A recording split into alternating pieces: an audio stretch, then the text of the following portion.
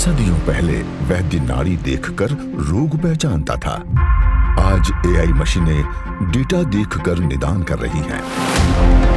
समय बदला है, लेकिन क्या चिकित्सा जगत का मर्म भी बदल गया है? जब मशीनें बीमारी पहचान रही हैं, तो मरीज का दर्द कौन समझेगा? क्या नए भारत की ताकत सिर्फ डॉक्टर्स की बढ़ती संख्या होगी, या एक्सीलेंस, एथिक्स और एम्पैथी से होगा भारत के मेडिकल एजुकेशन का उज्जवल भविष्य?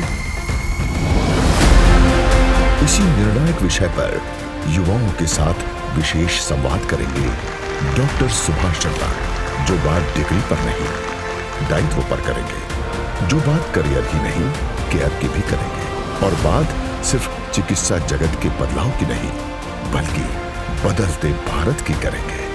Please welcome doctor Subhash Chandra.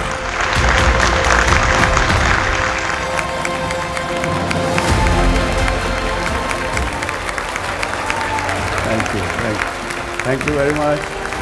Thank you very much. So I am going to today learn a lot from you, all of you. And that's the reason I am here and I do this show, because I always want to be feeling that I am a learner, I am a student all the time. मैं जब 17 वर्ष का था, तब से जो मेरी पीढ़ी है, वो चौथी पीढ़ी के रूप में परिवार में उन्होंने काम संभाला था। तब मैं 17 वर्ष का था। अभी मैं आपको अपनी एज तो नहीं बताऊंगा, क्योंकि मैं समझता हूँ age is just a number. और किसी ने सवाल पूछा कल, तो मेरा उसमें जवाब ये था कि मैं समझता हूँ कि मैं mentally I am still the same 17 years old when I started my business. तो ये आपके सब्जेक्ट से जुड़ा हुआ एक विषय है, और मैं समझता हूँ कि अगर मनुष्य अपने आप को ठीक रखे और माइंड ओपन रखे और पॉजिटिविटी रखे, तो वो मेंटली एज नहीं होता, बॉडी शायद एज होती है। आपकी क्या अपेक्षा है आज के इस सेशन से? What do you expect? Would you like to, anybody would like to say something? Sir, मैं आपको बचपन से देखता आ रहा हूँ। सुबह रोज़ जी टीवी पे आपका 10 बजे शो आता था। हाँ। तो इनफैक्ट मैं आज नहीं आने वाला था, बट मुझे कल ही पता चला कि आप आ रहे हैं। तो मैं बस इस अपेक्षा से आया हूँ कि मैं आपसे सीखूँ कि लाइफ को कैसे इम्प्लीमेंट करें, जो भी हम सीखते हैं अपने गुरुजनों से। तो ये एक मेरा यहाँ आने की आज उद्देश्य था। Thank you. वो मेरा और आपका उद्देश्य एक ही है। मैं आपसे जानना चाहूँगा कि how many of you believe this? I believe that medicine is not the science of diagnostic and treatment. It is the practice of stewardship of a human life as they move throughout the times, as the human beings move throughout the time. Diagnostic and treatment are only part of the work. They are not the end work. So do you agree with that? How many of you are medical students? Can you please raise hands? Oh wow. Most of you are medical students. So may I ask you a question? When a patient comes to you for treatment, what do you call them? Patient? What do you call them? Patient means a sufferer. Patient word, the root word meaning is the one who suffers. And when it comes, so as a doctor, it's our duty to end the suffering. And more than that, to also make their life such that they don't suffer later on with it. So that is the root word from which the word patient has derived. Okay. That's very good. Thank you. Normally, what I have heard that it's termed as a case. A case has come of such and such problem or illness, because the hospital also, when they bill a case. I'm treating a case of pneumonia, or I'm treating a case of hypertension. How many of you agree that we call it a case? Will you raise hands? Would you like to speak? something about it? जैसे कि सब patient होते हैं तो सारे patient आते हैं अपने अपने प्रॉब्लम्स के साथ हॉस्पिटल में। सब पेशेंट एक अलग अलग बीमारियां, एक अलग अलग वजह से आते हैं हॉस्पिटल में। तो उनको हम केस की तरह ऐसे देखते हैं। डॉक्टर एक प्रिपेयर करते हैं या फिर हम नर्सेज प्रिपेयर करते हैं कि हाँ एक कोई बीमारी हुई है तो उस किस कारण से हुई है, किस वजह से हुई है, उस वजह को डील करते हैं। तो that's why we call it case. Now, let me ask you another question. When you joined the medical studies, what did you think medicine was? And what the medical science is about? And what will you do after completing the studies? When you came, when you were joined the medical school, कुछ तो दिमाग में सोच के आए होंगे ना? Must have thought that medicine is the science of finding out what is wrong with a sick person, as he has said, and then making them better. Diagnosis or treatment, दोनों में से एक और दोनों. Find the problem, fix the problem. Isn't that, doctor? And when you started your classes, you started learning anatomy, physiology, biochemistry, pathology, pharmacology. All these were being taught to you, isn't it? And these things are being taught to you in a greater details. How the body works, how it breaks, how to recognize the breaks, how to repair them. Hello, good afternoon, sir. It's me, Narayan, BSc Nursing third year student. It's not only about medicine, but it's about our care, our holistic care that we give to the patients. Very good. And we see the recovery. I hope, Narayan, when you go to the real life, you will continue to care about the patients. Because I have seen in some hospitals, everything is there, medicine is there, everything is there, but the care is missing. Yeah, anyone else want to explain something? Sir जो disease है केवल medicine से ठीक नहीं होती sir. Okay. हमारे physical support से, हमारे इमोशनल सपोर्ट से, हम कैसे क्रिटिकल सिचुएशन में सर बिहेव करते हैं, ये सब आने के बाद मेडिकल फील्ड में आने के बाद ही मुझे पता चला sir. Very good. Thank you sir. Thank you. Patients are treated as a subject, as a case. Even the billing in the hospital is done as a case basis. Insurance is treated as a case basis. If some case goes into the courts, courts also take it as a case instead of a human being which has got a journey of a lifetime. It's very seldom we see the doctors and nurses sitting and spending some time and trying to take knowledge from the patient that what is his life or her life, how did they land into difficulty, what are they're going on in their minds. So things of that kind. Yes, anyone else want to say? Sir मैं ये कहना चाहता हूँ जैसे हम nursing कर रहे हैं तो सर जब तक हम पेशेंट को कंफर्ट या अपने मतलब कि अपना कंफर्ट नहीं दे पाएंगे कि पेशेंट के बारे में समझें, जब तक सर हम कुछ नहीं कर सकते। सर अगर पेशेंट हमें कंफर्ट नहीं होगा हमें कुछ बताने के लिए तो हम सर अच्छे से ट्रीटमेंट या कुछ नहीं कर सकते उसका। और इसी में मतलब कि पेशेंट जब तक अपनी सारी चीज़ें खुल के नहीं बता सकता जब तक सर कोई भी एडवाइस या कुछ भी सब चीज़ बेकार रह जाएंगी। Very good, very good. I remember what you have said. I remember very clearly. I've seen lots and lots of people. The patient is not treated properly with the proper medication because the doctors did not go through their past history. They have not seen their details of before they came to the hospital. How and what happened to them, when did it happen, when the problem started.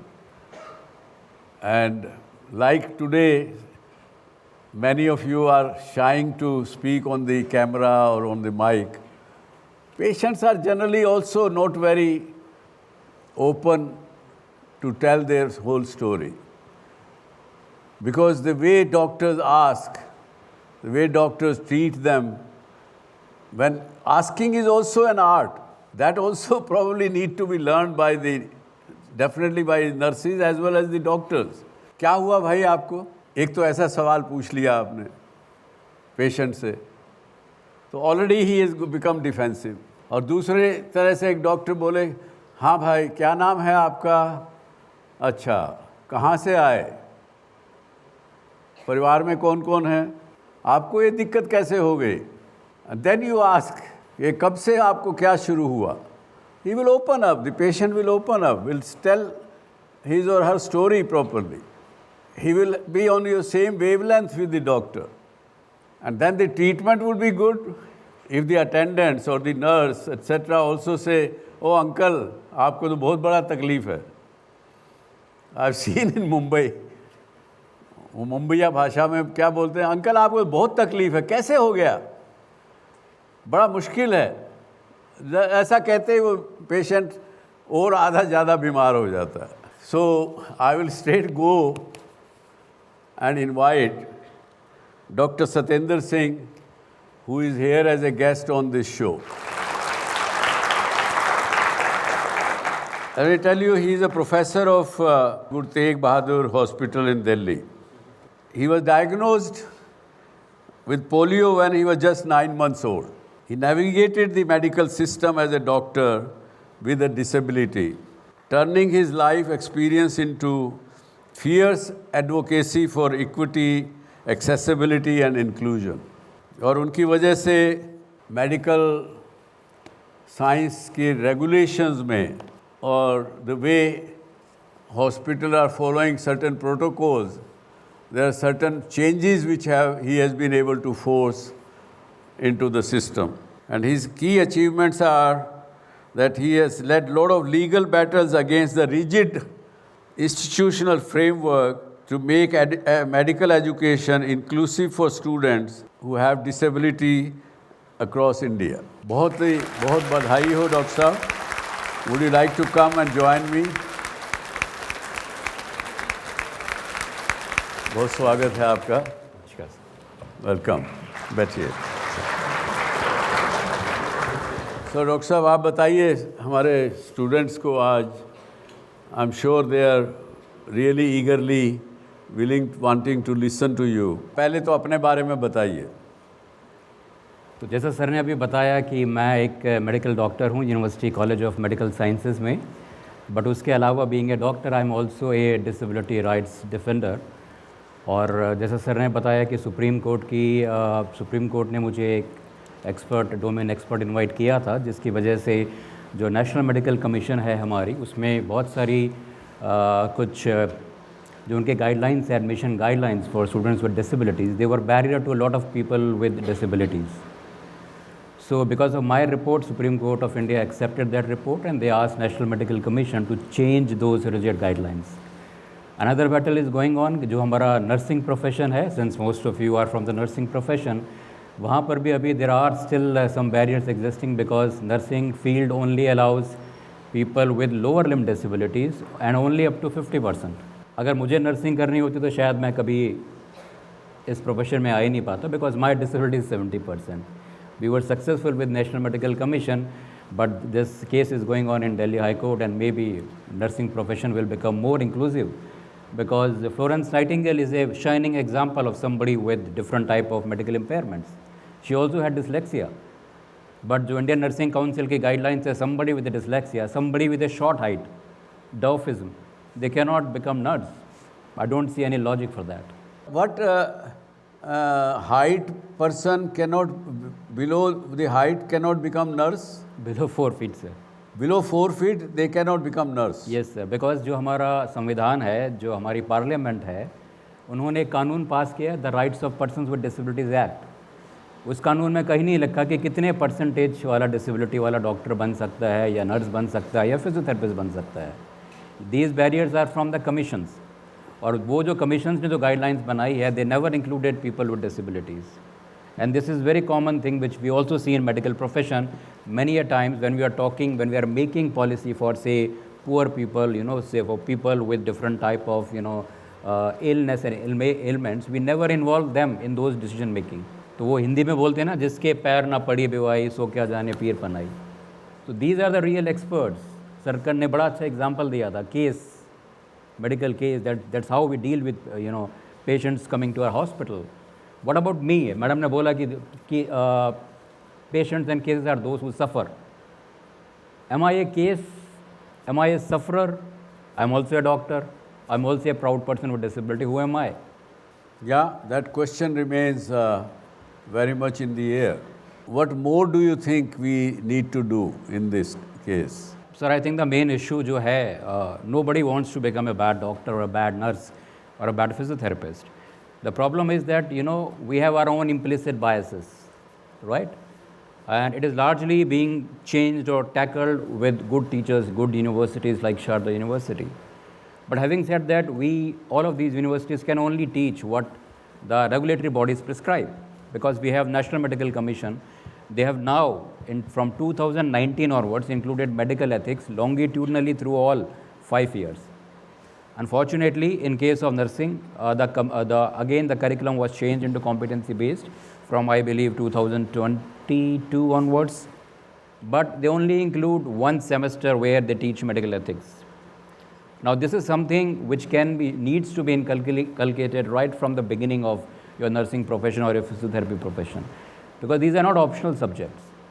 This is something which will help you throughout life. ये हमेशा आपका साथी बनेगी. At here, this university, I heard students definitely being taught as empathy, as a main subject rather than a side subject. So that's tribute to the faculty members over here, sir, जो यहाँ पर हैं, because students follow what your faculty member teaches. Yeah. We teachers are always under the microscope of our students, right? जो मैंने अभी experience किया है अपने मेडिकल कॉलेज में, ये है कि आप एथिक्स पर भाषण दे सकते हो अपने लेक्चर में, लेकिन स्टूडेंट्स आपको नोट करते हैं कि what are you doing when you are going to the hospital, how are you interacting with that patient वो स्टैंडिंग इन द क्यू जिसका नंबर नहीं आया है, how are you dealing with the attendant जिनका पेशेंट ओटी के अंदर गया है, वो बाहर खड़े हुए हैं और उनको गार्ड डांट के भगा रहा है. And these are the moments where you see the DNA of that medical hospital or university, whether your teaching is being percolated down to the students level or not. आप समझे क्या उन्होंने कहा डॉक्टर सिंह ने? आप उनसे कोई सवाल पूछना चाहेंगे? आजकल हम लोग देख रहे हैं कि मेडिकल फील्ड में या मेडिकल सेक्टर में लोग एम्पैथी खो रहे हैं. Do you feel that this trend is going on right now in India or all over the world? They are just trying to show the sympathy to the patient or the people, but they are not showing the real empathy they need. Thank you for that question. बहुत ही important question है कि क्यों हम empathy अपनी खो रहे हैं. I remember we did a research at UCMS जिसमें हमने जो medical students first year में आते हैं, third year में जाते हैं, fifth year में और final year में, हमने उनका Jefferson scale of empathy, which is an international questionnaire, जो बताता है कि what is the level of empathy, उसको हमने चेक किया right from the first year to the final year, and we were surprised because first year में they are very highly motivated. जब आप लोग मेरे पास आते हो, because I teach physiology which is the first year, I am the person who sees you for the very first time in my classrooms. You come with those twinkle in your eyes, sparkle in your eyes, you want to change the world, you want to contribute to society. And sadly, over a period of time, after going through cadaveric dissection, after seeing patients suffering and all of that in the final years, suddenly the level of empathy goes down. Why is it so? And I think आपके हिसाब से क्यों हो रहा है? Sir, इसके लिए हमें शायद अपने अंदर खुद भी, हम टीचर्स को, हम डॉक्टर्स को भी जागना पड़ेगा कि क्या रीज़न है इस बात का कि what is happening and why is happening. जो कंपटीशन है आजकल, जो है लोगों को USMLE जाना है, PG में क्लियर करना है, नीट PG निकालना है, बाकी चीज़ें निकालनी है. There is a lot of competition, and right from the beginning मैं देख रहा हूँ आजकल के बच्चे, I feel very sorry for the young generation that right from maybe before 10th standard you are already preparing for coaching entrances. I never took coaching. हमारे ज़माने में कोचिंग का कोई कॉन्सेप्ट नहीं होता था. But right now what I see is that even in the medical college, जो first year के मेडिकल स्टूडेंट्स हैं, right from the first year, वो 5 दिन 5.5 दिन वो MBBS की क्लासेस लेते हैं सैटरडे और संडे को. They are sitting in coaching from 9 to 9. Coaching is because it's a highly competitive scenario going on.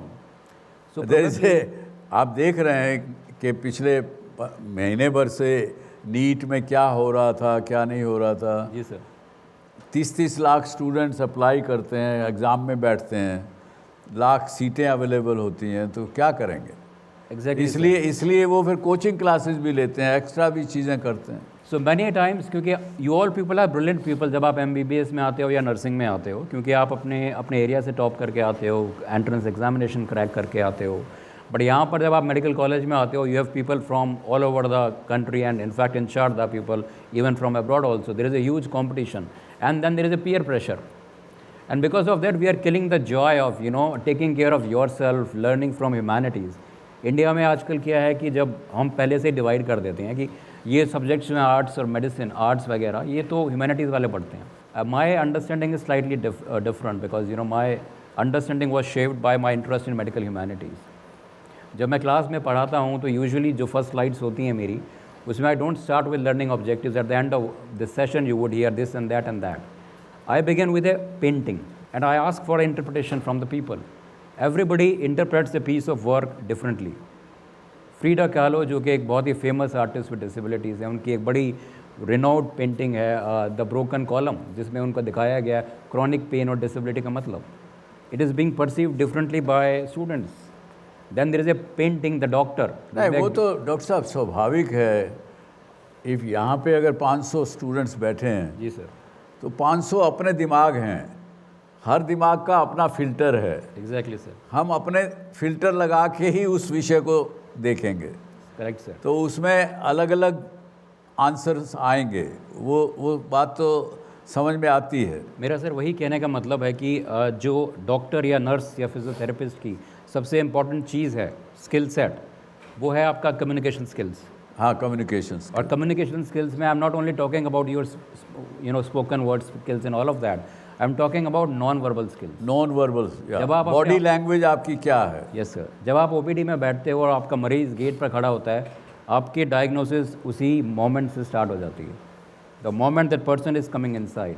And how can U Haul your observation skills, कैसे आप तेज़ कर सकते हो।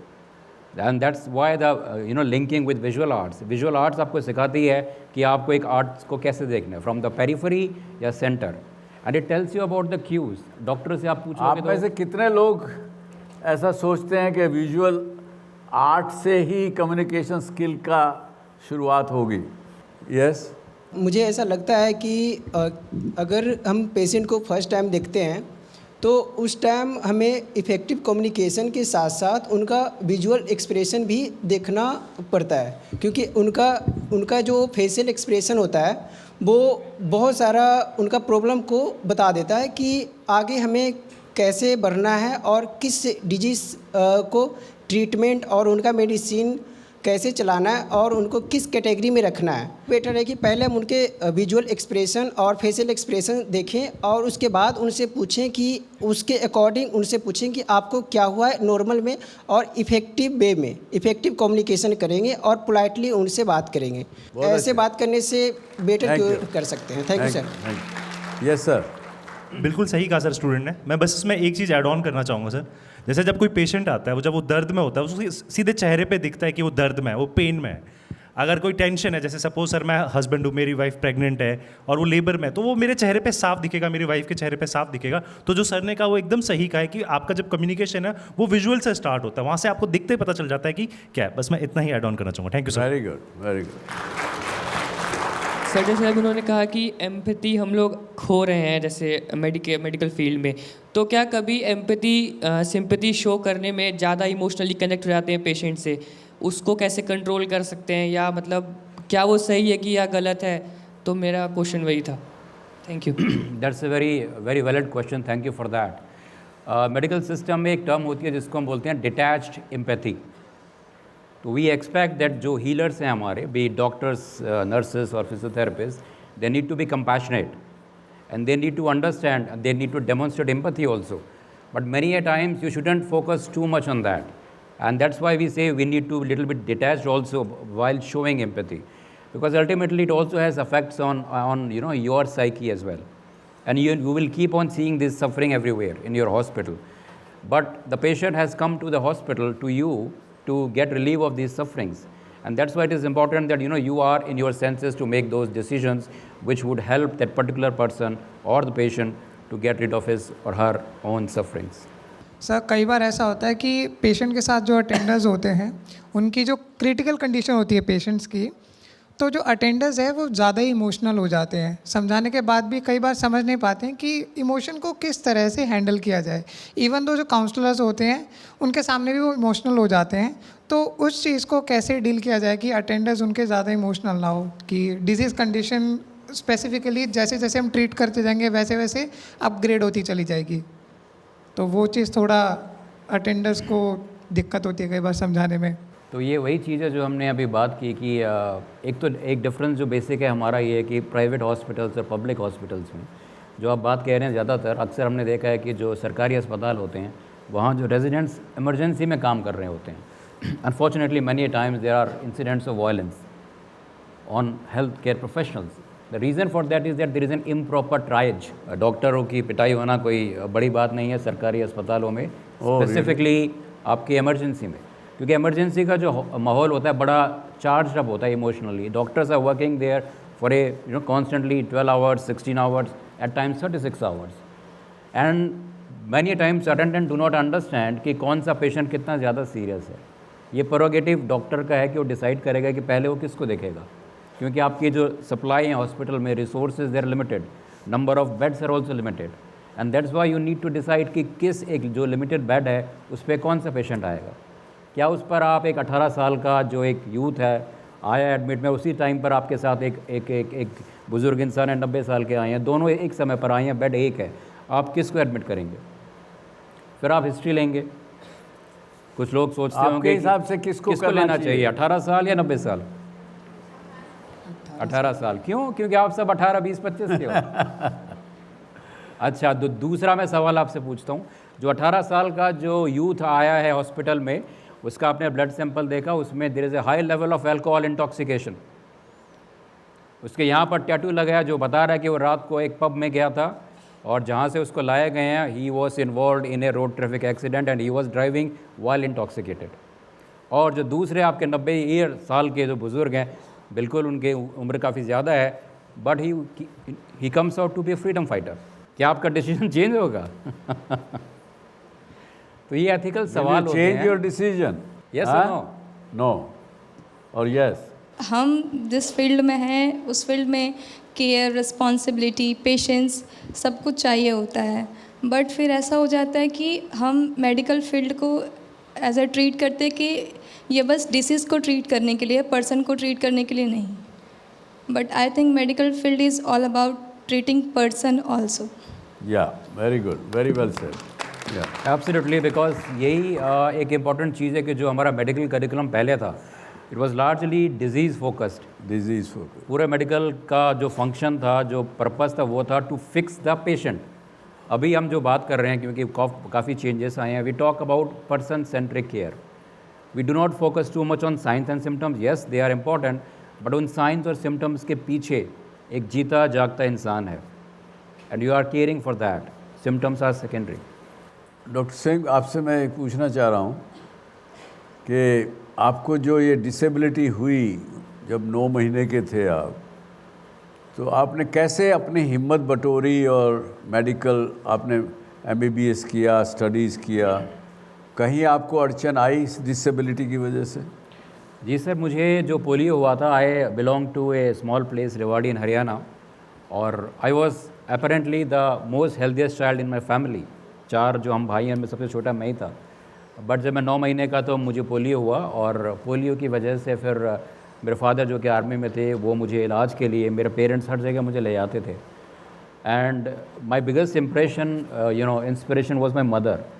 My mother was not educated, लेकिन उनका जो पूरा फोकस था वो हमेशा मेरे ऊपर रहा कि मैं पढ़ लिख के अच्छा डॉक्टर बन जाऊँ। एंड जो मेरे बड़े भाई हैं, उन्होंने पहले MBBS किया, so I followed his foot steps कि नहीं, मुझे भी डॉक्टर बनना है। बट जब मैं मेडिसिन करने गया, MBBS करने गया अपने मेडिकल कॉलेज में, तो वहाँ पर जैसे एक छोटा सा मैं किस्सा बताता हूँ, क्योंकि it is important for all of you to understand, was that कि जब मैं अपना डिसेबिलिटी सर्टिफिकेशन बनाने के लिए गया, तो जो वहाँ डॉक्टर्स थे, मेडिकल बोर्ड्स थे, उन्होंने ऑफ कोर्स मेरे को एग्ज़ामिन किया पूरा का पूरा, और उसके बाद जो प्रोफोमा होता है उसमें you have to attach a photograph showing your disability. So imagine I was myself a medical student in my own medical college and my doctors examined me and they asked me to attach a photograph because that was the government norm at that time. You have to attach photograph showing your disability. Why do you want to showcase, highlight your deformed limbs in a standing posture when doctors have already examined? None of the doctors questioned that norm. उस समय मैंने भी उसको question नहीं किया because उस समय का जो मेडिकल करिकुलम था वो हमें बताता है कि if there is an impairment, अगर डिफॉर्मिटी है, it's needs to be corrected. That is a medical approach, medicalization और मेडिकल मॉडल ऑफ डिसेबिलिटी. आजकल हम बात करते हैं human rights model of disability. जब मैं दिल्ली में आया, मेरी अंडरस्टैंडिंग बढ़ी, मैंने पढ़ा ह्यूमन राइट्स के बारे में, तो मुझे पता चला कि probably this was violation of my bodily autonomy. And then I wrote to the government and that proforma was now change forever. That only you have to apply photograph showing your face. Why do you want to showcase your entire body limbs? लेकिन मैंने doctor साहब, हमने कुछ लोगों से आपके बारे में बात की. कुछ लोग कहते हैं कि वो तो बहुत बड़ा कानूनी वो लिटिगेंट डॉक्टर है और बहुत झगड़ा करता है. तो ये कुछ लोग शायद जो आपसे खुश नहीं होंगे वो ये बात करते हैं. सर, आप सबको खुश नहीं कर सकते क्योंकि मुझे भी, मैं कई बार ये शब्द का यूज़ करता हूँ कि I am an accidental activist. अच्छा, मैं डॉक्टर बनने आया था, मैं डॉक्टर बना, मुझे कभी भी एक्टिविस्ट नहीं बनना था. हाँ. मैं एक्टिविस्ट क्यों बना? जब मैं दिल्ली में आया तो मुझे UCMS में जॉब मिली, faculty position, assistant professor, everything was 5 permanent job in a university recognised by Delhi university, central government job. लेकिन जब मैंने UPSC की पोस्ट के लिए अप्लाई किया ministry of health and family welfare में, they said how can you teach in a medical college. हाँ, ये सवाल मेरी अस्मिता के ऊपर था क्योंकि मैंने through out MBBS, through out MD और अभी UCMS में भी सारे जो कॉम्पिटेंट पैरामीटर्स के सबको पूरा किया. How can a bureaucrat sitting in the ivory tower of the Nirman Bhavan can question my competence without looking at me and seeing my abilities. And then I have to become that accidental activist because after a 4-year-long battle, I realized it was not only in physiology, but in the CHS post around 1,634. इतनी पोस्टें permanent blocked थी for doctors with disabilities in all fields. And now it was unlocked. Very good. तो इसलिए sir कई बार आपको थोड़ा activist बनना पड़ता है सर. So दोस्तों, जो आप लोग आज इस शो को घर बैठ के देख रहे हैं, आपने देखा कि डॉक्टर सिंह को एक डॉक्टर होते हुए भी एक एक्टिविस्ट बनना पड़ा क्योंकि हमारे देश के कुछ जो पुराने कानून थे, शायद मैं ये थे का लफ्ज़ यूज़ कर रहा हूँ, आई होप कि दे आर करेक्टेड, उनकी अस्मिता पर अटैक कर रहे थे. तो ये बहुत कम लोगों में देखने को मिलता है कि ऐसा करेजियस स्टेप वो ले सकें. You should ask some questions to him. Yes. Sir, आप तो डॉक्टर हैं, मुझे आपसे ये पूछना है ऐसी कौन सी स्किल है जो मतलब कि मतलब आपने बताया एम्पैथी और मतलब कि जो हमारी स्किल्स है, जो मेडिकेशंस है, जो हम केयर प्रोवाइड करते हैं, दोनों में से जो चीज़ देखें कि ये गुड नर्स है, ऐसी कौन सी स्किल है आपके हिसाब से कि ये बता सके कि अच्छा नर्स है या नहीं है? तो जब हम बात करते हैं, एक नया कॉन्सेप्ट आजकल आया जिसको बोलते हैं इंटर प्रोफेशन एजुकेशन, IPE. अगर आप नेशनल मेडिकल कमीशन के जो 5 रोल्स हैं expected of an Indian medical graduate, उसमें एक ये भी है कि they can be the leader of the team. Medical field अलग नहीं है, नर्सिंग फील्ड अलग नहीं है, फिजियोथेरेपी की फील्ड अलग नहीं है. अगर मैं आपसे एक सवाल पूछूं कि एक मेडिकल अस्पताल में सबसे इम्पॉर्टेंट पर्सन कौन है, कौन होता है आपके हिसाब से? अगर हम बात करें अस्पताल की या मेडिकल इंस्टीट्यूशन की, तो हमें लगता है कि शायद डॉक्टर सबसे इम्पॉर्टेंट पर्सन है या मेडिकल स्टूडेंट्स जो हैं जो डॉक्टर बनेंगे वो हैं. बट मेरा मानना है कि अस्पताल और मेडिकल इंस्टीट्यूशन और यूनिवर्सिटी ये एग्जिस्ट इसलिए करती हैं क्योंकि मरीज़ इन अस्पतालों में आते हैं. The most important person visiting these premises उन पेशेंट्स की वजह से हमारा अस्तित्व है. तो दे आर द फर्स्ट. तो इसीलिए जो सबसे इम्पॉर्टेंट चीज़ है कि we have to work together as a team, inter professional team. उसमें कोई हायरार्की नहीं है कि डॉक्टर है, नर्स है, हम सबको मिलकर एक साथ काम करना. That is one of the most important skill which all of us should have. जो आपने बात की एम्पैथी की, इन डिक्लाइन की, तो हमेशा इस बात का याद रखें कि हमेशा be a good human physician. And आपका क्वेश्चन था कि एक गुड डॉक्टर क्या है या गुड नर्स क्या है. तो एक बड़े फेमस हमारे पहले डॉक्टर रह चुके हैं, विलियम ऑसलर, उनका कहना था कि a good doctor is one who treats diseases, a great doctor is one who treats the person having that diseases, right.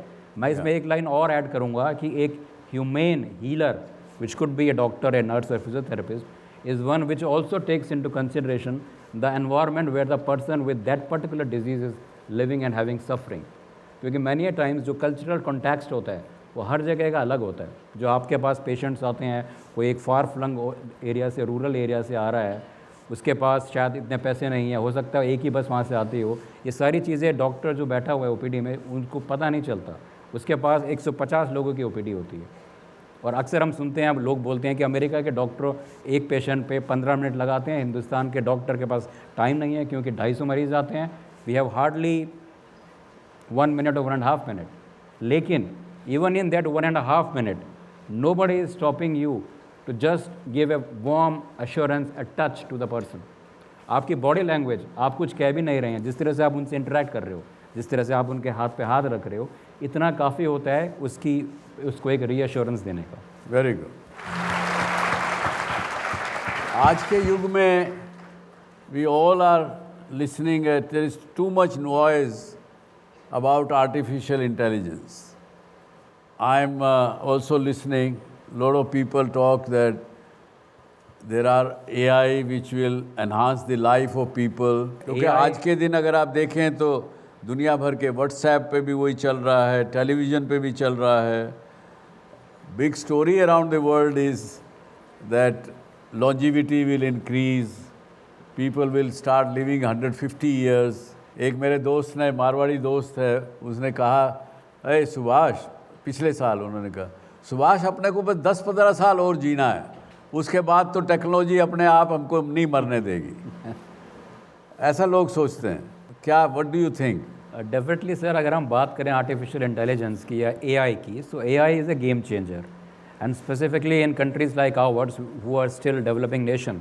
क्योंकि हमारे यहाँ डॉक्टर्स कम हैं, नर्सेज कम हैं और मरीज़ बहुत ज़्यादा हैं। There is a huge gap in doctor patient ratio. So and we are always resource constraint. So this is a thing which can help in lot of those things which are not directly related to medical care. For example जो आपके investigations हैं, lab वगैरह हैं, सारा record वगैरह है, unfortunately ये काम हम डॉक्टर को ही करना पड़ता है सारा का सारा। So there is a too much of wasting of the time. So this can be easily taken care of by AI.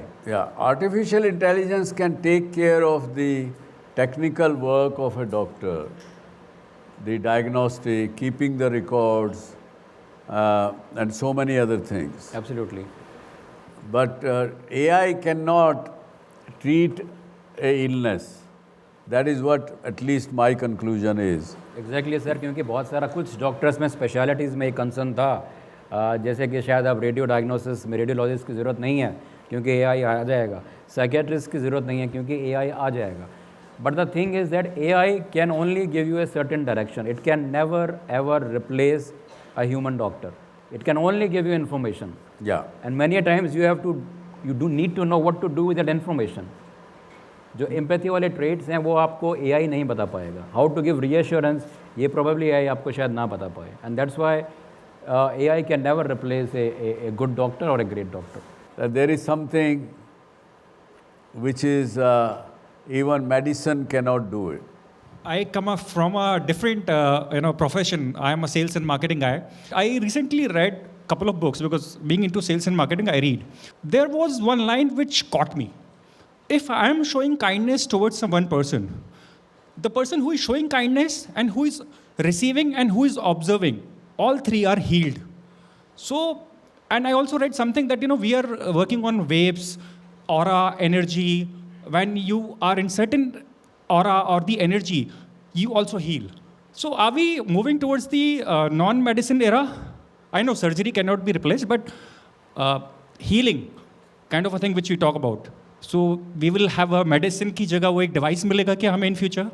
कि इसको सुनो, then you will be healed. This is my question. As a student of Vipassana meditation, what I have learned, I have practiced, I have experienced. Certainly, these kind of meditation, for example, me sending good vibrations to you science has also accepted it. I can also send you good wishes, and they will come to you. There is a science which now is accepting it. Now with these kind of things, whether healing of a ailment is possible, I have my doubt. But at the same time, with all these things, your tension can get reduced, your stress can go away, and because of the stress, lot of ailment takes place, blood pressure बढ़ जाता है, diabetes बढ़ जाती है, all these things can be cured. The lifestyle diseases can also be cured. But on the other hand, जो भगवान बुद्ध ने कहा कि हम यहाँ पे 500 लोग बैठे हैं अभी, हम में से शायद ही कोई एक आदमी ऐसा होगा जो कहे कि मुझे कोई भी सफरिंग नहीं है। कुछ ना कुछ सफरिंग हर इंसान को है। If we have 8.7 billion people on this planet Earth, there is no one who can say that I don't have any suffering. किसी को कुछ ना कुछ होगा, चाहे उंगली कटी होगी, कुछ आपको फाइनेंशियल डिफ़िकल्टी होगी, घर से पैसा नहीं आया है इस महीने, अभी फ़ीस भरनी है, कुछ ना कुछ तकलीफ़ होगी ज़रूर। सफरिंग्स को उन्होंने 5 भागों में बांटा। Birth is suffering, ageing is suffering, ailment is suffering, losing of a loved one is a suffering, getting what you want and getting what you don't want is also suffering. So these sufferings are there. There is hardly any solution for any of these sufferings completely. Do you agree or not? Anyone who disagrees that there is solution to the sufferings? आप कुछ कहना चाहेंगे इस पर? Absolutely, sir, because every other person is having a silent battle. You may never know. So always treat the other person as a valuable human being. Because जो हमारा profession है, being a medical doctor या being a nurse or a physiotherapist, ये एक power difference का system है. There is a hierarchy. Hindustan में तो वैसे भी डॉक्टरों को भगवान समझा जाता है. वी आर नॉट गॉड्स और भगवान. तो उस बैलेंस को रेक्टिफाई करने के लिए it is important that you, because जो पेशेंट आपके पास आ रहा है, you have to arrive at the diagnosis and management together with the patient. They are the experts in their own condition or their own disease or illness. You are the experts in managing that part, but you cannot do a good shared decision making until and unless you involve them in that particular decision making. और इसमें थोड़ा सा time लगता है. यही एक पहचान है एक अच्छे स्किल्ड डॉक्टर या नर्स की. So ultimately what I will like to say to all of you and my viewers sitting at home, there are at times even doctor who is called Bhagwan, who is considered to be Bhagwan for a patient, when they are not able to treat you, ये उनकी गलती नहीं है. इसलिए आप सबसे request यही करूँगा कि जब आप कभी आगे भगवान ना करे आपको जाना पड़े हॉस्पिटल में, तो डॉक्टर्स को, मेडिकल प्रोफेशनल्स को, नर्सिस को, सबको इज़्ज़त से ट्रीट करिए. आप भी उनके प्रति एम्पैथी रखिए, उनको इल ट्रीट मत करिए. यही आपसे प्रार्थना है. And thank you very much for having me today. Thank you.